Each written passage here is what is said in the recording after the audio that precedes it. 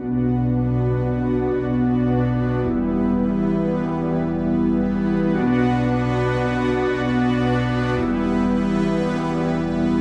baca Al-Quran, kencangkan kali tiga, maksudnya banyak-banyak baca Al-Quran. Nah, mengenai itu ada hadis.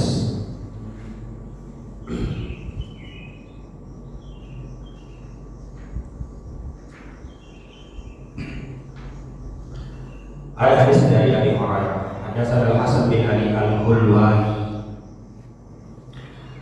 Hadatsana Abu Usama, hadatsana Abdul Hamid bin Ja'far an Sa'id al-Maqburi an Atha Maula Abi Ahmad an Abi Hurairah. Qala, dari Abu Hurairah berkata begini. Ba'atha Rasulullah sallallahu alaihi wasallam ba'athan wa hum zu adadin fasnaqarahu. Jadi Nabi pernah mengutus satu kelompok yang sebelum mereka diutus, Nabi tes dulu, dites dulu. Apa tesnya? Tesnya disuruh baca Al-Quran, apa yang mereka baca dan apa yang mereka hafal. Fasnaqa kulla rajulin minhum ma ma'ahu min Al-Quran. Maka kelompok ini kemudian masing-masing baca. Ada baca. Nah, fa'ata'ala rajulun minhum min ahdasihim sinna. Maka Nabi dari kelompok yang diutus ini, dia datangi satu orang yang paling muda umurnya. Faqala, ma ma'aka ya fulan. Apa yang kau hafal? Kira-kira gitu. Apa yang kau hafal? Qala, ma'iya kaza wa kaza wa suratul Baqarah. Saya hafal ini, ayat ini dan satu lagi, saya hafal surah Al-Baqarah. Qala, ama'aka suratul Baqarah? Ya Nabi heran, kau hafal surah Al-Baqarah? Kira-kira heran Nabi, kau hafal surah Al-Baqarah? Faqala, ya saya hafal. Nah, apa kata Nabi? Fazhab fa'anta amiruh. Maka pergilah kalian, anak muda ini yang jadi imam kalian. Oke, ini kelebihan gara-gara dia hafal surah Al-Baqarah. Kenapa? Surah Al-Baqarah surah terpanjang di dalam Al-Quran. Yang pertama, faqala rajulun min asyrafihim. Maka yang paling tua di antara mereka itu datang kepada Nabi. Wallahi ya Rasulullah, demi Allah wahai Rasulullah, ma mana'ani an ta'allama surat Al-Baqarah illa khasyatan ala abwab biha. Saya tidak bisa hafal surah Al-Baqarah, bukan tidak bisa, saya belum menghafal surah Al-Baqarah karena saya takut jangan sampai saya tidak bisa amalkan. Apa kata Nabi? Kata Nabi, nah ini ya, kata Nabi, ta'allamul Qur'an waqra'uhu, pelajari Al-Quran dan baca saja. Fa inna masalah Al-Quran, karena yang mempelajari Al-Quran dan dia baca, atau dia baca Al-Quran dan kemudian dia pelajari, itu permisalannya seperti orang yang membawa jirabin mahsyuin miskan yafuhurihu. Jadi seperti satu kantong besar. Jirabin itu kayak kantong sampah yang besar itu isinya full mahsyu miskan, full minyak wangi, terbuka. Jadi pernah lihat ya, kayak kantong itu, jirabin itu kayak kantong sampah besar ya. Itu isinya minyak wangi. Jadi itu perumpamaannya kalau orang yang baca Al-Quran kemudian dia, apalagi dia belajar, itu seperti dia sedang membawa itu. Kira-kira kalau kita bawa kantung itu isinya minyak wangi, bagaimana baunya? Yafuhu rihuhu fi kulli makan, pasti baunya akan kemana-mana. Itu baru baca, apalagi dia belajar. Nah sekarang Lalu bagaimana yang tidak bisa, yang hanya membacanya kemudian dia tidur? Wa mathalu man ta'allama fayaqul, dan orang yang baca saja setelah dia baca dia tidak pelajari, dia langsung pergi tidur. Nah, perumpamaannya seperti kantung tadi itu, waqi'un ala miskin. Kalau tadi yang membaca kemudian dia amalkan, terbuka itu kantungnya. Kalau yang cuma baca kemudian dia pergi tidur saja, itu terikat dia punya kantung itu.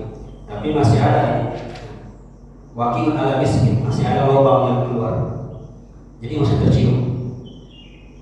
Itu dia baca baru dia tidur. Kalau yang baca baru dia pergi amalkan, kira-kira begitu. Itu minyak wanginya kemana-mana. Itu yang kedua. Yang ketiga, nah ini harus kita amalkan. Harus kita amalkan.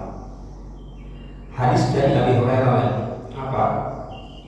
Anna Rasulullah sallallahu alaihi wasallam, bahwasanya Rasulullah bersabda, la taj'alu buyutakum maqabir. Ini sering kita dengar. Jangan sampai kamu jadikan rumah kamu seperti kuburan.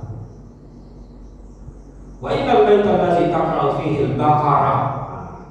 Adapun rumah yang di dalamnya taqra'u fihi berarti selalu dibacakan surah Al-Baqarah, la yadkhuluhu asy-syaitan, maka rumah itu haram, tidak akan masuk syaitan di dalam. Bagaimana penjelasan hadis ini? Penjelasan hadis ini yang pertama, la taj'alu buyutakum maqabira, artinya jangan sampai rumahmu kamu kosongkan dari zikir dan taat. Zikir terbaik di rumah itu baca Al-Baqarah. Kemudian, adapun rumah yang di dalamnya tidak dimasuki syaitan, ini ada hadis lain riwayat Imam Muslim. Dia bilang begini, inna syaitana yanfiru minal baitil ladzi yaqra'u fihi surat Al-Baqarah. Jadi setan itu kalau sudah dibacakan Al-Baqarah di dalamnya, dia langsung menghindar. Yanfiru, dia langsung menghindar. Hadisnya sahih. Ada lagi tambahannya. Maksudnya baca Al-Baqarah itu bagaimana? Apakah baca satu kali full ayat itu, atau bacanya bagaimana? Dan kapan dibacanya?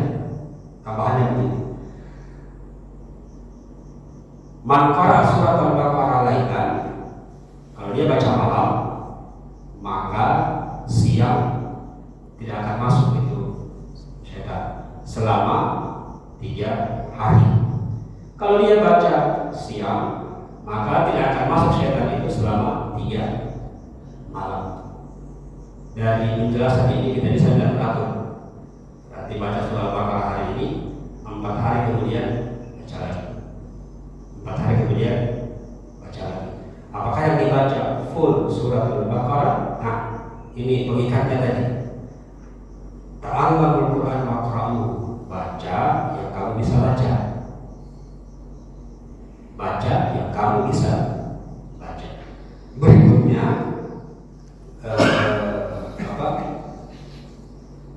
Berikutnya baca yang bisa dibaca itu dalam arti kalau ini suratul Baqarah yang disuruh baca, kalau tidak sanggup baca ini, faqra'u minal Qur'an, baca yang ada dalam Al-Quran. Tapi kalau bisa baca ini, kenapa baca ini?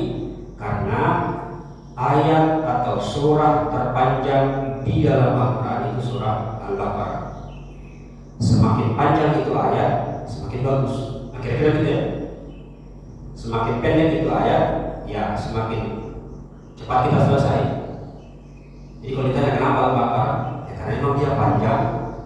Ayat yang panjang kalau dibaca terus lebih lama dibaca lebih bagus. Kira-kira demikian. Semoga kita bisa mengamalkannya.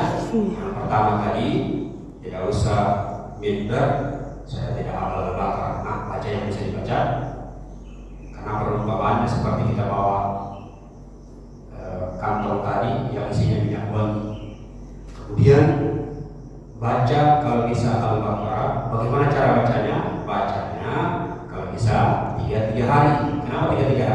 petunjuk dari riwayat Imam Muslim ini, yang baca malam 3 hari, siang aman. Yang baca siang 3 malam aman. Bagaimana cara membacanya? Baca yang bisa dibaca. Subhanallahumma wa bihamdik, asyhadu an la ilaha illa anta, astaghfiruka wa atubu ilaik. Assalamualaikum warahmatullahi wabarakatuh.